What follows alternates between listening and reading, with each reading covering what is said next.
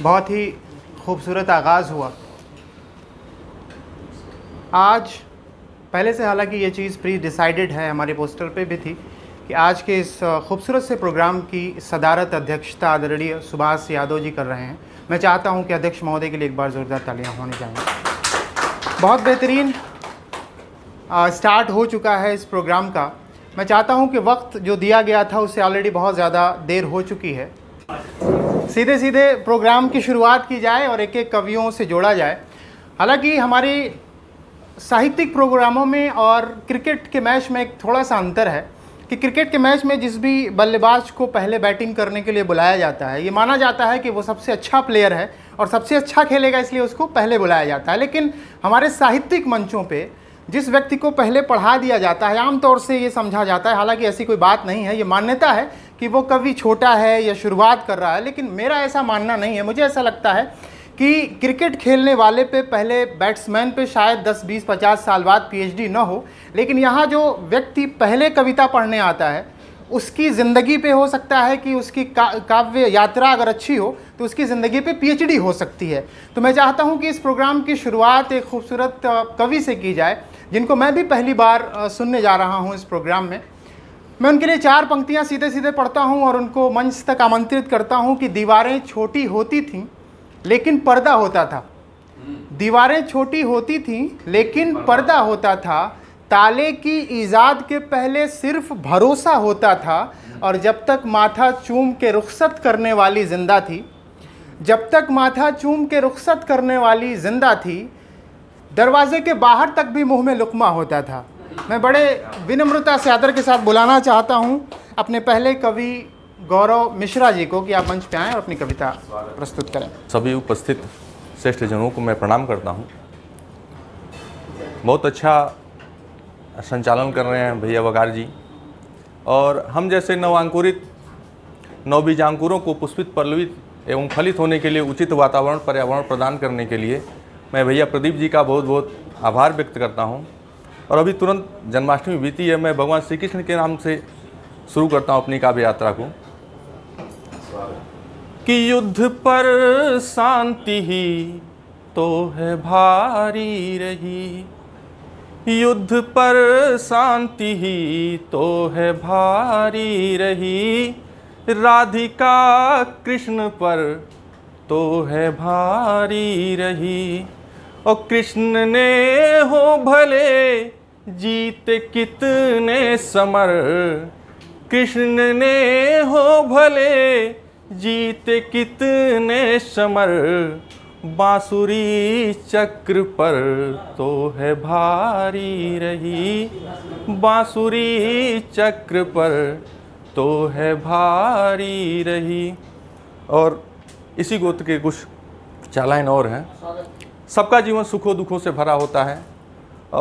मेरा दृष्टिकोण क्या है उस पर कि पीर मुझ में समा माधुरी हो गई, पीर मुझ में समा माधुरी हो गई, नीर वाली सजल बादरी हो गई।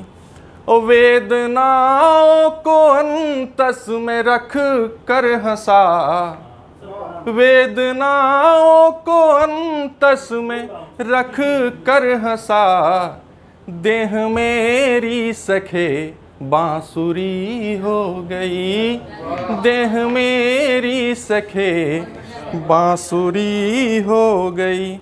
गीत की तरफ बढ़ता हूँ, 4 लाइन और।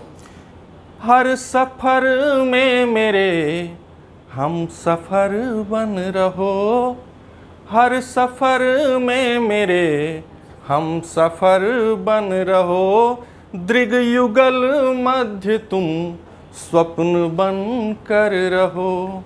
और साथ चलना मेरे हो न संभव अगर, साथ चलना मेरे हो न संभव अगर, गीत बन कर मेरे तुम अधर पर रहो, गीत बन कर मेरे तुम अधर पर रहो।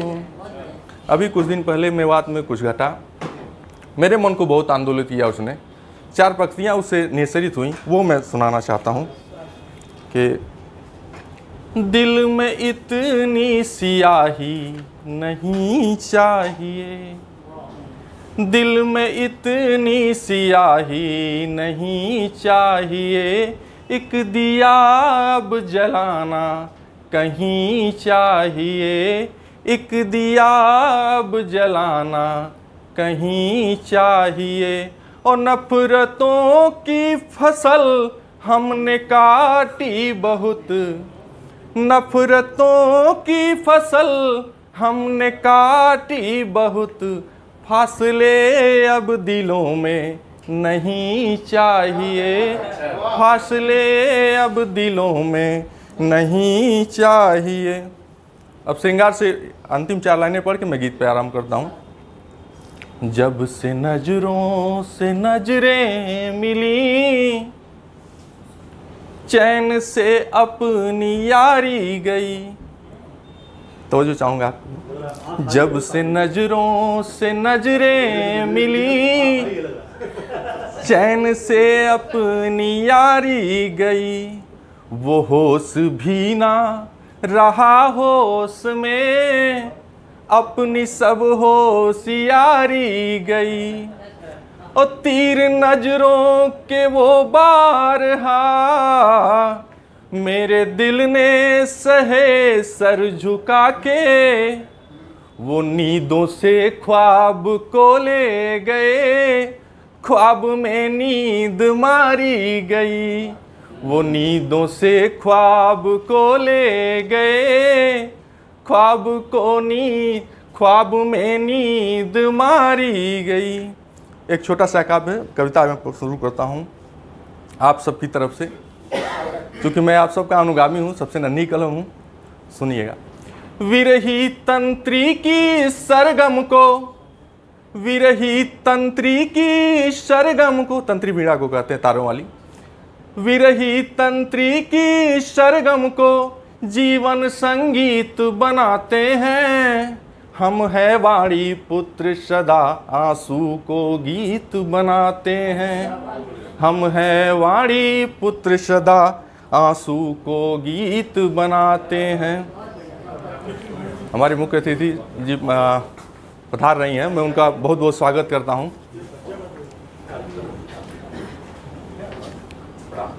चेतना बोल रही है, अपने चेतना सुनने के लिए आए हैं।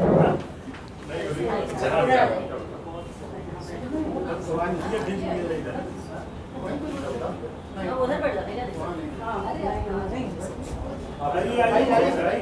अरे भैया भैया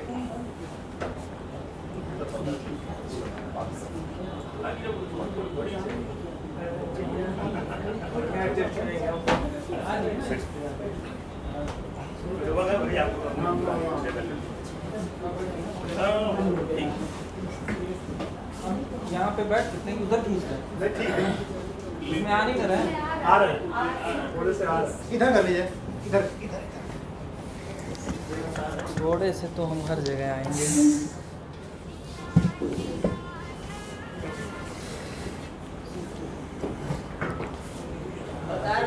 जी कल दादा मैं बेकल उत्साही थी जी।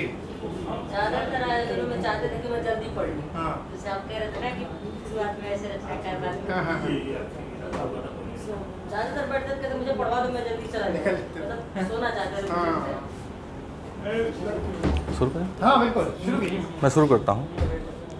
देखिए, एक साहित्यकार की जिम्मेदारी, विरही तंत्री की सरगम को जीवन संगीत बनाते हैं, हम है वाणी पुत्र सदा आंसू को गीत बनाते हैं। याद करिएगा वो आदि श्लोक, मानिषात् प्रतिष्ठाम तम शाश्वती समा यत् क्रौंच मिथुनादेकम अवधि काम मोहितम।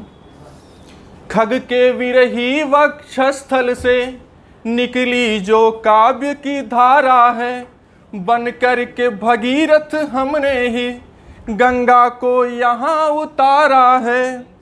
खग के विरही वक्षस्थल से निकली जो काव्य की धारा है, बन कर के भगीरथ कवि ने इस गंगा को यहाँ उतारा है।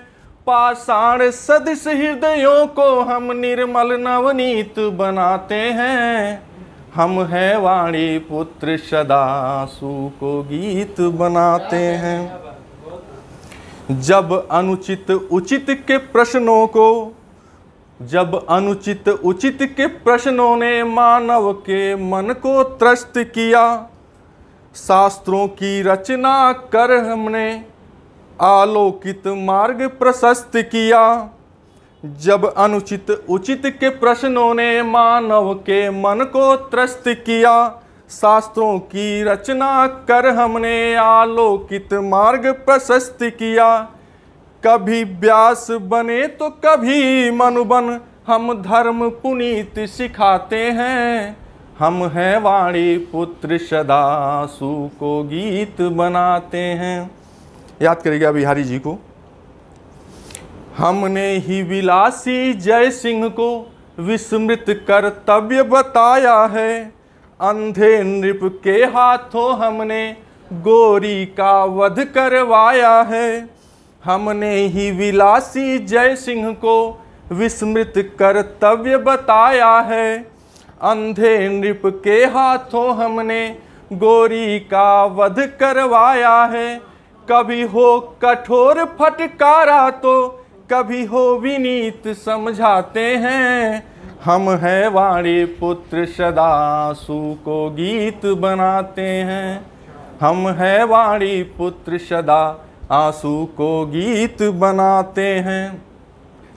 वैसे तो रहे हम शांत सदा, कवि का ही कर्म निभाया है। पर सदा देश हित कलम को ही हमने तलवार बनाया है। जब जहाँ समय ने मांगा हम तब तब नई रीत चलाते हैं। हम हैं वाणी पुत्र सदा आंसू को गीत बनाते हैं। हम हैं वाणी पुत्र सदा आंसू को गीत बनाते हैं। बहुत